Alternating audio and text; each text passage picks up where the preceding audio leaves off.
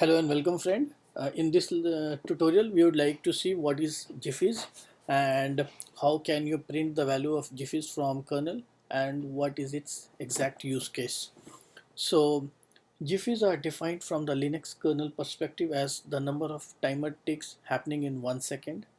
Previously it used to be programmed while boot up as 100 ticks per second for x86 architecture, but due to refinement in terms of resolutions of timer, they have increased it to 1000 ticks per second.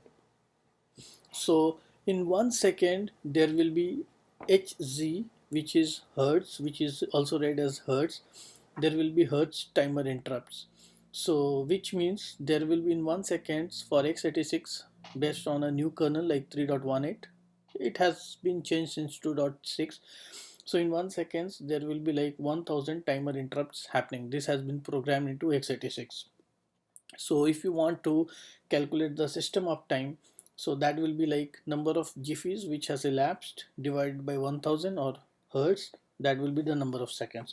So I will write it here as uptime will be equals to GIFs slash Hz seconds. And okay, I have run this command, but it's not exactly a command, so I'll just say control C. So this is the way you will see like number of seconds uh, in uptime.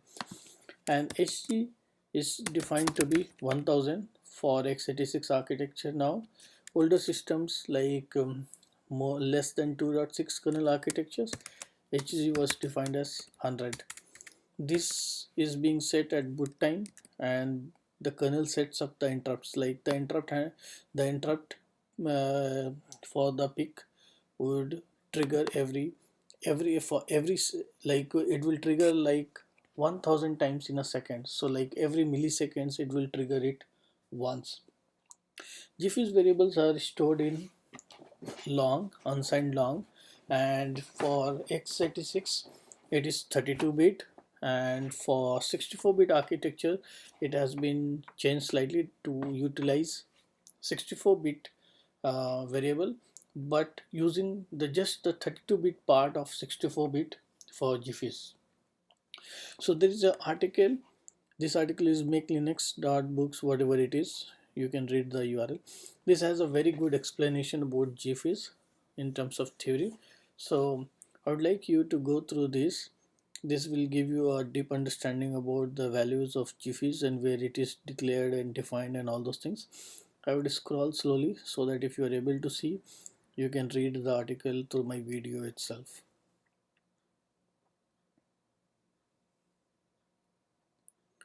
So like I said, it's a 64-bit variable, but GIFs are calculated based on the 32-bit only. And entire 64-bit would not be used for GIFs, but for other purposes, like if someone wants to maintain the timing and they wanted to know the accuracy about the timing, so those kind of infrastructures would be using the entire 64-bit. So if you just use the variable GIFs in kernel, that would be 32-bit. If you use GIFs underscore 64-bit, that will be utilizing 64-bit.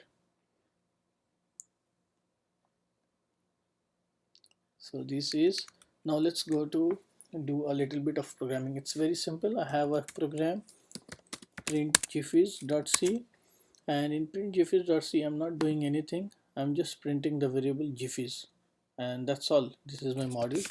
So if I insert this module print.gifs.ko, and if I say dmessage, I would get the value of GIFs. This is my values of GIFs. Now since this is a module on insertion, so I have to remove it and again insert it to see the values again. And I would tell you the other way to do, like how you can do this without inserting and then removing each time to see the values. So if you say rmmod and then again insmod and then say dmessage, so if you see that the tick has increased, so this is the value of GIFs which you are getting. Now this is very rudimentary way of getting the values of GIFs. It might be good like if you are just utilizing in your program, but from user space, if you want to always read the values of the GIFs, this is not a very good method. So what we will do is we will modify our debug.fs, which we have done in the last lecture. In case if you have not gone through that, I would say like let's go through that. And in debug.fs we have created the infrastructure for having the for exposing a file so that we can read and write to a file. So in this I have added one extra line. This code remains the same as debug.fs except for this one extra line. What exactly this line does is it says, okay, create a one debug.fs entry which would read a value of unsigned long 64. The name of that node would be Jiffies, and this is a permissions, so I would be giving only read permissions, so all four read permissions.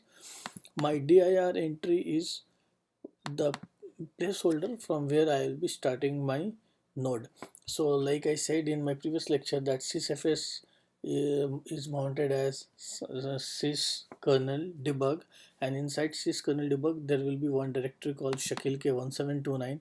Inside that there will be one file called jiffies.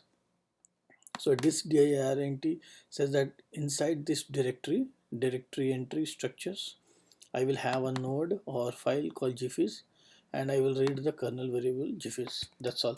So one thing you might notice here that when we were creating our other node demo file in debug.fs, we have to create a read write operations. We are not doing that.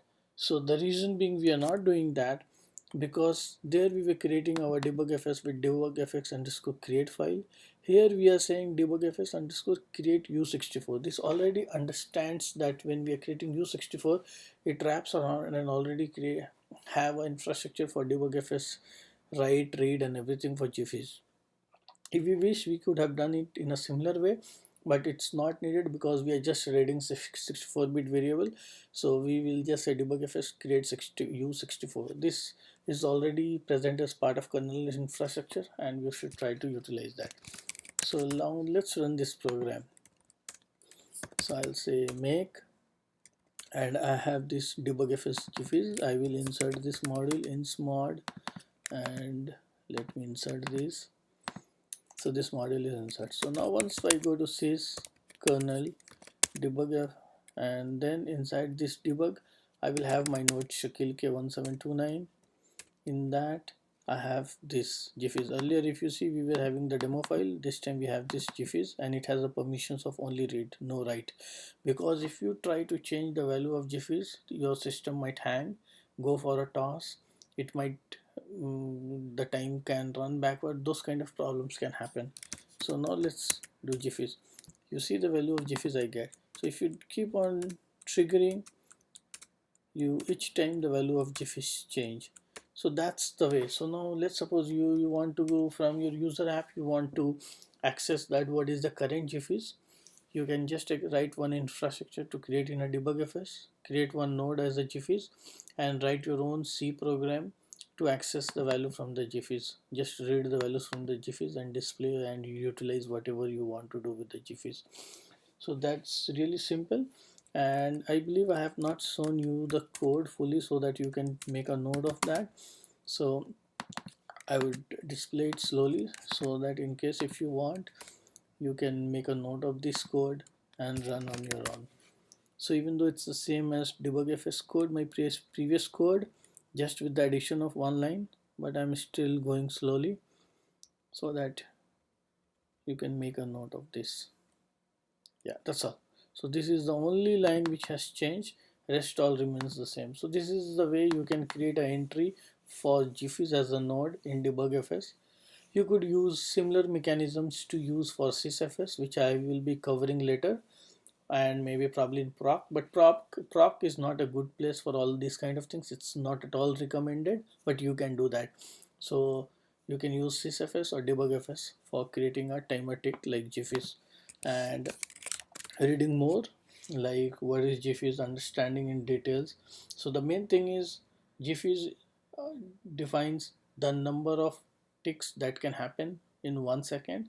That is predefined as 1000 for x86 architecture, and based on that everything works. So that's the main core concept. Now the other thing is You remember that when we were compiling the kernel, so this GFIS value of 1000 ticks is present in your .config file. So in your user src Linux kernel directory, you have this config file. As you have already done a kernel compilation, it's by default set as 1000.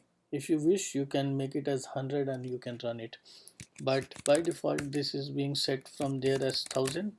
And based on that configuration, there is a autoconf.h file generated. This file is generated in user src kernel, your kernel directory, include generated autoconf.h. This value will be set as 100,000.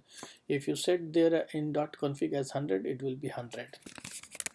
So, and this is what we use in param.h.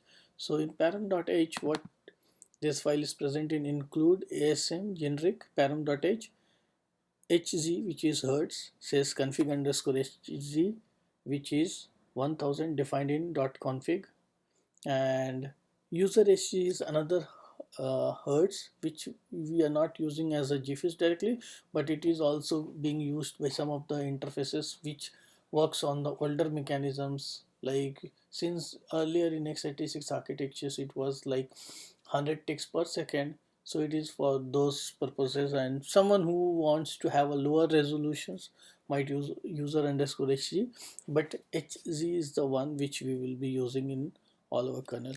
So that's it about this video, and I would like to show the link for this again so that you guys can make a note of it and try to learn about GFIS.